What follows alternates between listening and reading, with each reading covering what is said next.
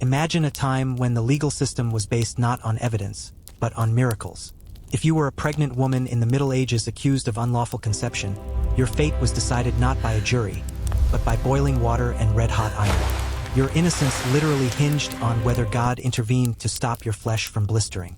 This is the hidden, brutal reality of medieval justice, where piety met absolute barbarism. We are diving deep into the terrifying system of the ordeal and how it was used to condemn the most vulnerable women. Before we reveal these forgotten horrors, make sure to subscribe to join our journey through the darkest chapters of history, and let us know in the comments which city you're watching from. In the Middle Ages, the belief in divine judgment formed the foundation of judicial procedure. The ordeal was the ultimate physical test, a sacred wager designed to expose guilt or innocence through God's direct intervention. For women carrying children conceived out of wedlock, accused of fornication or adultery, this process was applied with terrifying simplicity. One of the most common methods was the boiling water ordeal, extensively documented in the 9th century legal codes of the Carolingian Empire and later ratified by the Church. The accused was forced to plunge her arm into a cauldron of boiling water to retrieve an object, like a stone or a ring. Her injured hand was then tightly bandaged for 3 days. If the wound healed cleanly, she was declared vindicated. If it became infected or festered, she was irrevocably guilty. This practice was especially horrific for expectant mothers. The sheer physical agony, often compounded by malnourishment, frequently caused these women to suffer miscarriages or succumb to deadly infections.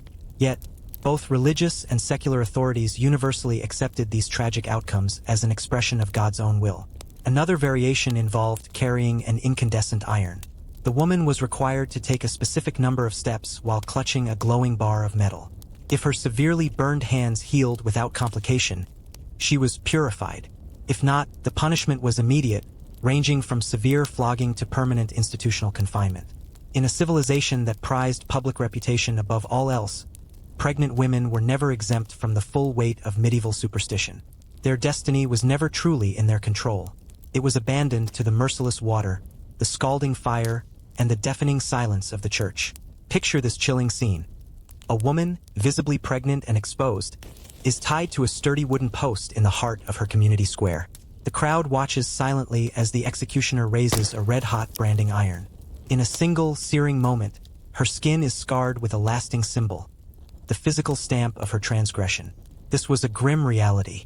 Across medieval Europe, public branding was a legally sanctioned penalty for women judged to have committed moral crimes, particularly when pregnancy made their supposed sin impossible to hide.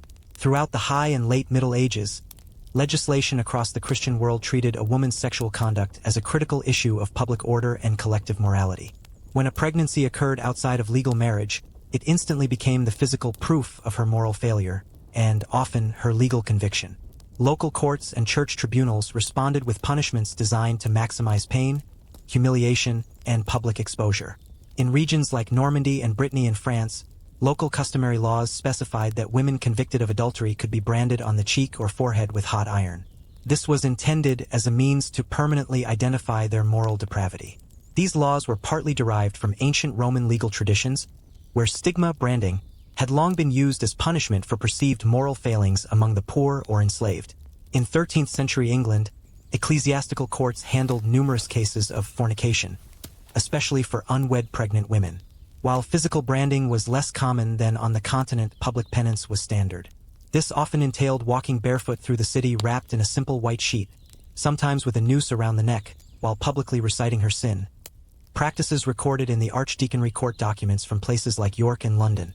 Yet, in the Holy Roman Empire, specifically in German territories, branding remained a legal punishment for premarital pregnancy and adultery well into the 15th century. Theologians, notably Thomas Aquinas, provided theological justification for such cruelties as necessary to maintain divine order. In his Summa Theologiae, he argued that sins involving lust are uniquely shameful, not because they are the worst sins, but because they degrade reason, the soul's highest power, by subordinating it to mere physical desire. He warned that while the physical pleasure fades quickly, the spiritual disorder it causes is everlasting. In the Middle Ages, the pregnant woman's body was a battleground for honor, discipline, and communal judgment. Branding was more than a physical injury, it was a definitive public decree, literally burning the community's laws into human flesh as much as they were written on parchment. The practice of flagellation, whipping, as a public form of penance originated in Christian monastic discipline, but became integrated into the secular and ecclesiastical justice systems by the 12th century throughout Western Christendom. When a woman was found pregnant outside of a marital union, her action was viewed as both a moral offense and a tangible disruption of the Christian social order. Because the pregnancy itself was considered indisputable proof of the act of fornication, she was frequently penalized without requiring any further evidence or an extensive trial. In medieval English records, the court rolls from York describe instances where women convicted of fornication, especially when pregnant, were sentenced to perform public penance, which often involved processing barefoot in symbolic, humiliating garments. Similar documentation exists in the consistory court records of Ely and Exeter, detailing how penitent women were forced to walk through their parish on holy days, publicly confessing their sin before the entire congregation. These calculated rituals were designed to inflict maximum public shame and enforce stringent moral discipline, while physical corporal punishment, such as whipping, was more commonly administered by secular magistrates. The history of these judicial horrors reveals the deep, troubling connection between divine faith and state-sanctioned cruelty. The pregnant woman became the visible symbol of moral failure, and her body was used to perform a brutal, theatrical display of control and piety. The question remains: can a society built on fear and superstition truly claim moral authority? Comment below with your thoughts on the legacy of the medieval ordeal. The medieval church staunchly defended these horrific punishments, the ordeal, the branding, the flagellation, as spiritually necessary corrections. Reformers, such as the influential 11th century Cardinal Peter Damian, passionately argued that physical suffering was a minor cost for securing the soul's eternal salvation. He championed self-flagellation as a form of powerful penance, operating on the theological premise that disciplining the flesh here on earth could avert everlasting damnation, a belief that directly mirrored the sacrifice of Christ's own scourging. But pregnant women faced a devastating dual condemnation. Not only was their body subjected to brutal physical discipline, but they were simultaneously judged as corrupting their own moral integrity and the purity of the unborn child. In medieval culture, an unauthorized pregnancy was never met with sympathy. It was met with the lash. Every strike was intended to purify the soul, yet the real consequence was the exposure of a system where the female body became a cruel stage for pain, public shaming, and coerced spiritual submission. Behind the imposing stone and heavy wooden gates of medieval convents, not everyone resided there by choice. For women carrying an illegitimate child, especially high-status individuals like nuns who had violated their sacred vows or unmarried daughters from prominent families, monastic imprisonment was a standard sentence. These confinements were not peaceful spiritual retreats.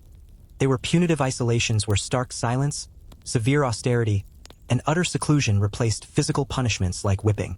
By the 12th century, throughout Western Europe, it became common for local families and legal magistrates to place women who conceived outside marriage into monastic cells or convents. This was a calculated strategy to swiftly contain public scandal and rigorously enforce the community's moral code. Though often not a formal judicial ruling, this enforced seclusion served to shield public morality and ensure the woman was removed from any further temptation, signaling the Church's deepening commitment to strictly policing social and sexual behavior. Following the Gregorian reforms of the late 11th century, the Church dramatically tightened its oversight of clerical and monastic conduct. If a nun became pregnant, it was considered a devastating transgression of her vow of chastity. In numerous documented cases, she would be confined within the convent walls, sometimes for life, as a form of spiritual penalty and containment. While major synods like the Council of London 1102 mandated harsh penance for the clergy's moral failures, the precise punishment often differed based on the region and the authority of the local bishop. However, this practice was not exclusive to women of the cloth. In areas like Flanders, northern France, and parts of the Holy Roman Empire, local secular authorities sometimes ordered unmarried, pregnant women, particularly those from wealthy merchant or noble lineages, to be locked away in monastic cells until the child was born. This was less about health and more about preventing public disgrace and ensuring the infant could later be discreetly removed or sent into religious care without the mother's visible involvement. Conditions within these monastic confinements were often brutal. Women exiled to Benedictine or Cistercian houses for penance, especially following a moral scandal, were generally given meager, austere cells, severely limited rations, and subjected to unyielding silence and mandatory daily prayers. In some regions, notably northern France, the confinement lasted until delivery, after which the infant was often transferred to a foundling home or another religious institution. Church officials attempted to justify this isolation as a merciful act, a protection from sin, shame, or temptation. But in reality, it functioned entirely as a means to control women's reproductive autonomy and entirely suppress the visible consequences of what society had deemed immoral conduct. Are you shocked by how far the church went to maintain its moral image? Tell us your thoughts in the comments below. No hearing, no defense, no right of appeal, just a stark, cold command from the local parish priest or village elders. You must leave, and you cannot return.